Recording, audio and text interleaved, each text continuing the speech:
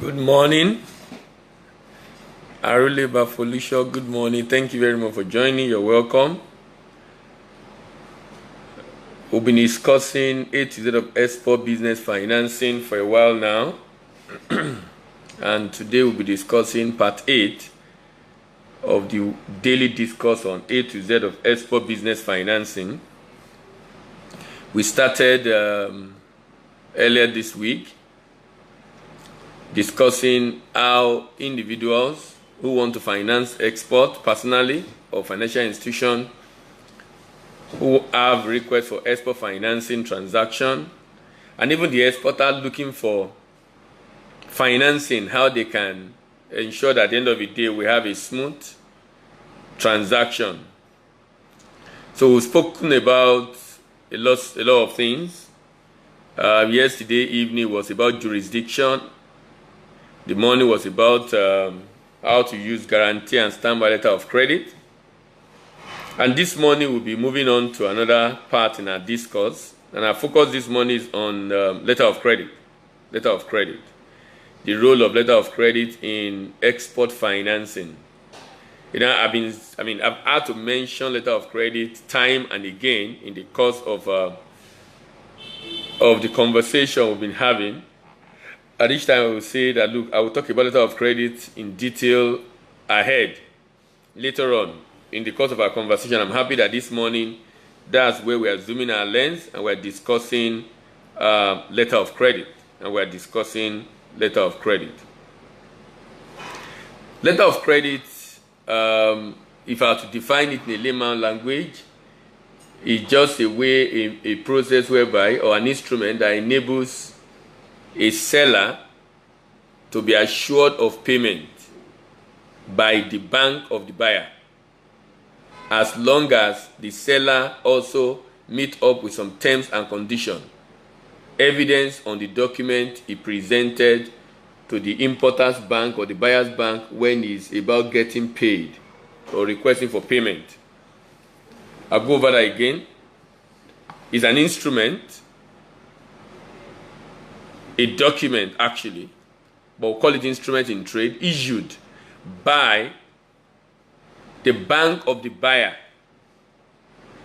Now, what are we trying to do with this? We're trying to ensure that if anything happens to the buyer, such that the buyer is unable to pay, there is nothing to worry about because his bank already given undertaking. Peter Omeike, thank you very much for joining. Good morning. Chike Modi, thank you very much for joining and good morning. So the idea is, I'm going to ship goods to someone. I'm going to sell to someone. There is a fear that, look, this buyer might not pay. Since that's a valid concern, what has happened in the world is to design a mechanism, an instrument, that makes it easier to effect that payment. Now, how did letter of credit even start? Look at how it started. This started from hundreds of years ago. If I'm going to UK, you know, UK was colonizing Nigeria at that time, to buy goods, for example, to import, what do I need to do? We go to my bank locally, Mubarak's Macro, thank you very much for joining. I will go to my bank locally. I will give my bank that money that I want to go and use to buy goods abroad. My bank will give me a letter. That letter is called the letter of credit. Then I will go on the ship and go with the vessel going to UK.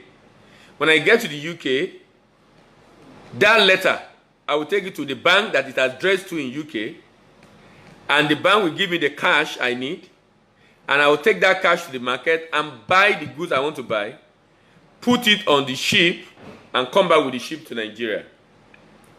Now, the reason why I'm not carrying cash in transit is for safety. Safety of my life, not being robbed, safety of the money. So, I now work with the bank, and the bank give me a letter, and that letter is called the letter of credit. Letter that I have a credit with the bank. And it's addressed to another bank that, look, oh, this guy have a credit with us. So go ahead and give him. the money, we will pay you. Those banks have a way of settling among themselves afterwards. Olugbenga, thank you very much for joining. Good morning. So what happened in this case is that the buyer, so the bank abroad, is able to release money to me on the strength of that instrument. But technology have overtaken all that now. So in today's world, I don't need to travel by ship with holding the letter of credit in my hands and taking it to the country where I'm going to buy the goods. What I simply do is to go to my bank, still make the fund available to my bank, and my bank will issue that letter of credit in favor of the exporter. And it will be done via SWIFT, an application. It will be done via SWIFT, an application, and this application will be used to transmit that instrument from the importer's bank to the exporter's bank. The exporter's bank then prints it out and give it to the exporter. And the exporter says, okay, fine. I now have the instrument letter of credit. Then I can go ahead and, of course, ship the goods. So when we say we are discussing letter of credit today, basically what we are saying is, it's a letter. When it started, it's a letter written from a bank to another bank, but it's actually in favor of the customer of that other bank. So what basically it does is to reduce the commercial risk on the trade transaction. The risk that a buyer will be unable to pay either deliberately or inadvertently. Basically, the buyer is unable to pay for whatever reason. For whatever reason, the buyer is unable to pay. And that's exactly what we're trying to talk about. Remember, we're discussing A to Z of export business financing. Like I said, this is part 8. So if you are just joining us for the first time today, you have missed parts 1 to part 7. But if you go on my timeline, you really can see there. And if you are listening to me and you have friends and colleagues who might be interested in this, maybe you are a banker, you are an importer or exporter, you are an individual who have colleagues or friends that might be interested in this, I would appreciate if you can just share with them. As you share with them also, you have it in your timeline and you can always watch it afterwards. And of course, get the message across to some of your colleagues and friends who might be interested. So let's get started now discussing the detail of our discussion today. Letter of credit is an irrevocable undertaking of importer's bank to the exporter to effect payment when shipment is made and document that meet the terms and conditions of a letter of credit are presented. I'll go there again. I'll repeat that again. Letter of credit is an irrevocable undertaking. Irrevocable. Whenever you see irrevocable in a trade finance transaction, irrevocable simply means that the issuer of the instrument or the beneficiary of the instrument cannot single-handedly cancel or amend it.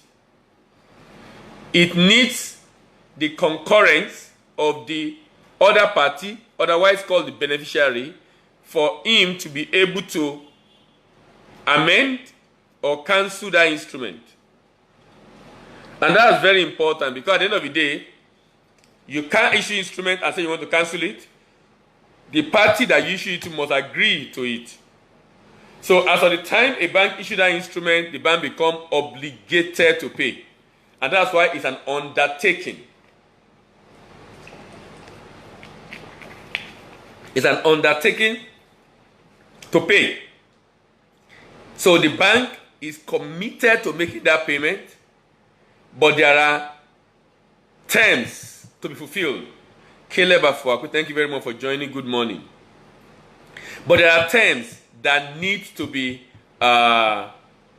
complied with. So, for example, I'm exporting goods to China. A Chinese ex-importer already got his bank to issue me a letter of credit. That letter of credit will state terms and conditions. But the beauty of the terms and condition is that every terms and condition stated on the letter of credit will require a documentary backing. If the letter of credit says the good I'm shipping must be shipped on or before 30th of March.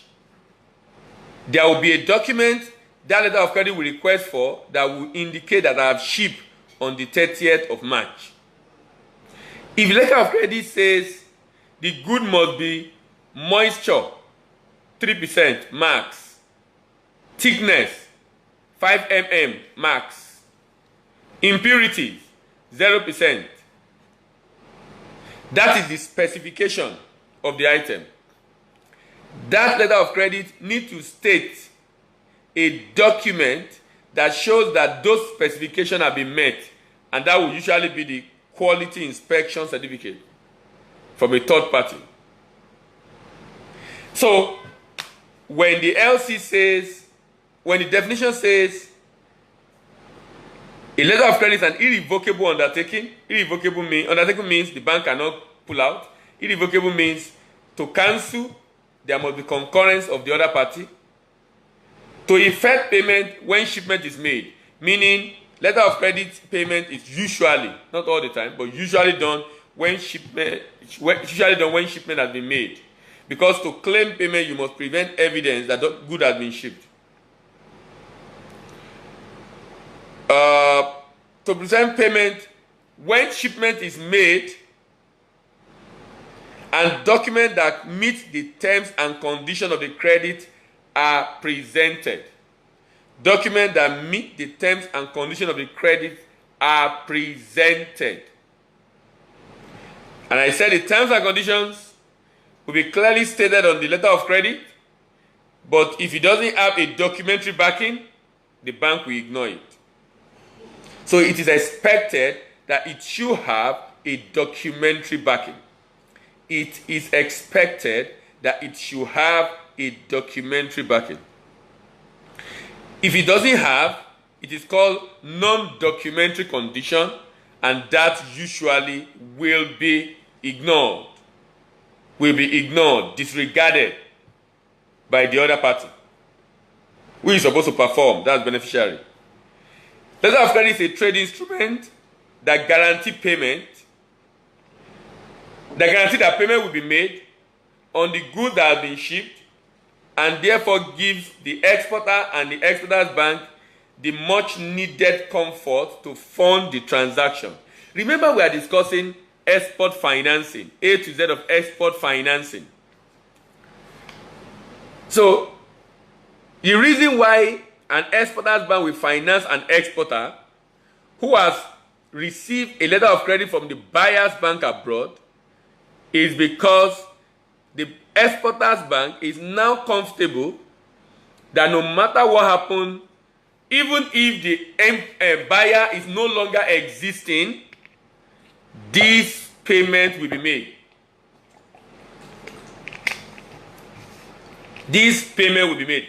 But remember, we discussed yesterday, there could be conditions that could prevent even that bank from making that payment. If you remember, we discussed jurisdiction issues. Jurisdiction issues. So even if there is a jurisdiction issue, that will not be a problem at all. Because we can now get another leg called the confirmed letter of credit to still help us prevent the default in payment. So if you are hearing about letter of credit for the first time, this is basically what letter of credit is all about. It's an irrevocable undertaking given by the importer's bank in favor of the exporter, giving assurance of payment when shipment is made and the terms and conditions of a letter of credit are fulfilled. The security of payment under a letter of credit transaction can be threatened if the buyer's country is prone to sovereign risk, like political, economic, and legal risk. In these circumstances, the exporter should ask for another bank in another country to give an additional undertaking. Innocent Asuko, thank you very much for joining. Good morning. The security of payment under letter of credit transaction can be threatened, just like we discussed yesterday, if the buyer's country is prone to sovereign risk, and I talk about political risk, economic risk, or legal risk. In these circumstances, the exporter should ask for the another bank in another country to give an additional undertaking. When this happens, that is, two banks are now giving irrevocable undertaking or commitment to pay, the kind of letter of credit that ensue is called the confirmed letter of credit. Now, I'll be discussing other type of letter of credit this morning so that you get to know more about letter of credit. But I've just now I've given you two examples or two types now. There is an unconfirmed letter of credit or regular letter of credit, and there is a confirmed letter of credit. Confirmed letter of credit, two banks are giving undertaking to pay. Usually the two banks are in different jurisdictions. Confirmed letter of credit. Sorry, not confirmed letter of credit. But in confirmed letter of credit,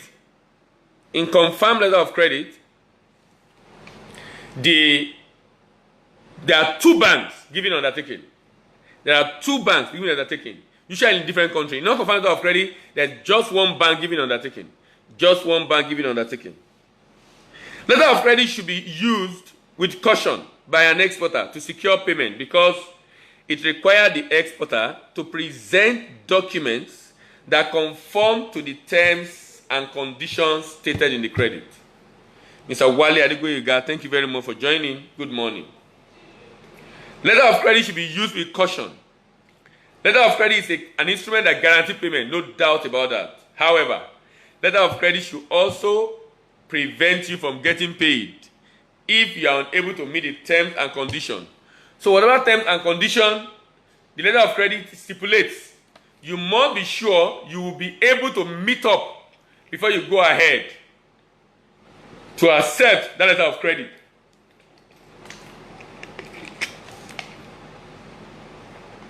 If you not be able to meet up, it will be very unwise to accept that letter of credit. Olale Kokazim, thank you very much for joining. Good morning. It's very unwise. It is very unwise because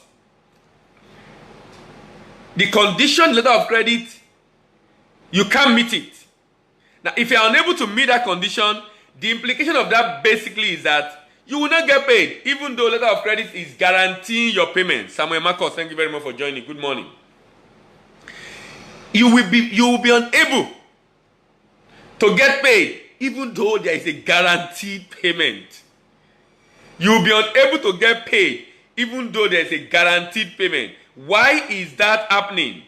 Because the terms and conditions letter of credit, you are not able to meet it. Thank you very much for joining.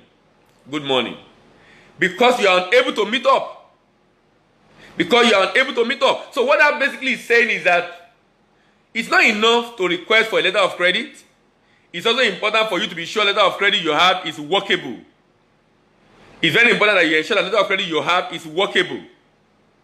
It's extremely important that you ensure that the letter of credit that you have is workable. Workable in the sense that it will enhance your payment. You will be able to meet up with the terms and conditions. If there are documents, if there are terms and conditions, letter of credit that you will not be able to meet up, don't accept it from the buyer. And of course, if you are not accepting the terms, then you know you will not ship also the goods to the buyer. So letter of credit should be used with caution by an exporter to secure payment because it requires that the exporter present documents that conform with the terms and conditions of a letter of credit. This means that exporter must cross all their T's and dot all their I's. Cross all your T's and dot all your I's. Let me give you an example. A letter of credit can say that the LC number should be stated on all the shipping documents. As simple as that statement is, as inconsequential as it could be, if it's not fulfilled, it can cause you from not getting payment. Because the condition is that you must state the LC number. The letter of credit always have a unique ID. That ID, the condition in the LC says, their ID must be stated on every document so that the bank will be able to trace the document to the LC it relates. You forgot. You did not state it. The bank can deny payment because of that discrepancy. That action is called a discrepancy. The action that ensure in a situation whenever a document presented violates the terms and conditions set out in the letter of credit, that document is deemed discrepant document. That document is deemed discrepant document. Because that document is deemed discrepant document, payment will not be effected. Because that document is deemed discrepant document, payment will not be effected, even though the exporter have shipped. Even though the exporter have shipped, payment will not be effected. Payment will not be effected. Even though the exporter have shipped the goods, payment will not be effected. And this is very important. Extremely, extremely important. Because that means you have incurred cost, you have performed, you have shipped the goods, and someone is telling you, you will not be paid. You will not be paid. You will not be paid, even though your good is in transit, because of a minor error on your document. That is the challenge of letter of credit. Asiwaju Babatunde Falabi, thank you very much for joining. Good morning. That is the challenge of letter of credit. That is the challenge of letter of credit. So you must cross your T's and dot your I's on all the documents presented. If the documents are found wanting, this results into what is called a discrepancy. For those joining us, we are discussing A to Z of export business financing, Part 8.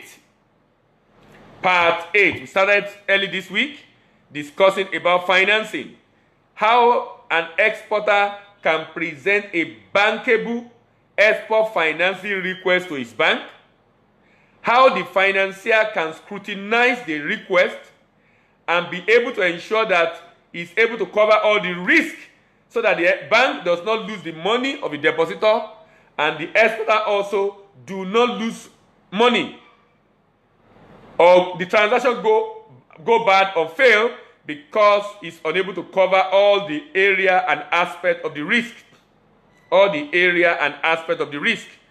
Sheung Michael, thank you very much for joining. So this conversation on the import-export platform, Facebook Live from 3% Academy, this conversation we are having on A to Z of financing is for exporters to present a bankable proposal, is for investors to be able to ensure they do not invest in transaction that is not viable, and is for banks to be able to ensure that they finance a transaction that will ensure that they protect the depositor's fund. A discrepant document must either be corrected or waived for payment to be effected. A discrepant document must either be corrected or waived for payment to be effected. A discrepant document must either be corrected or waived for payment to be effected. Instead of using letter of credit as an exporter,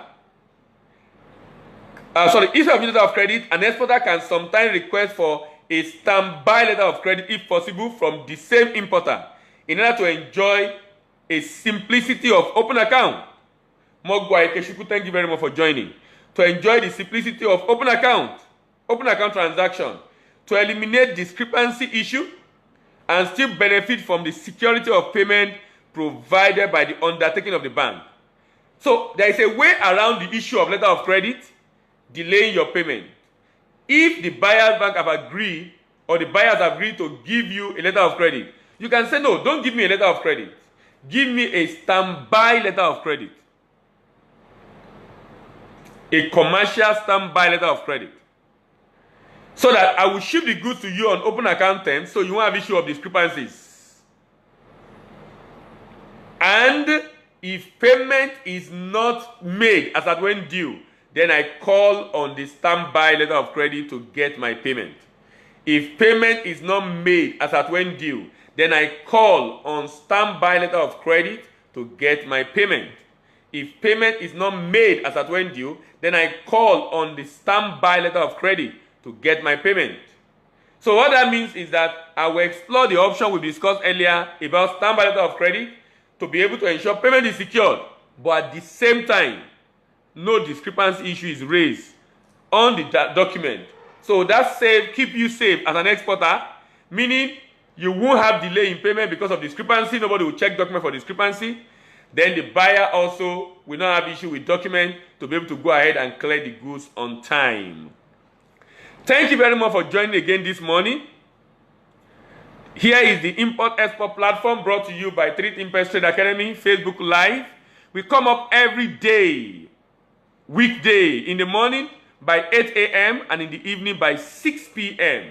So looking forward to receive you or hear from or see you again connecting with us in the evening today as we continue our discussion on A to Z Export Business Financing Part 9. Thank you very much for joining and have a great day at work. Bye for now.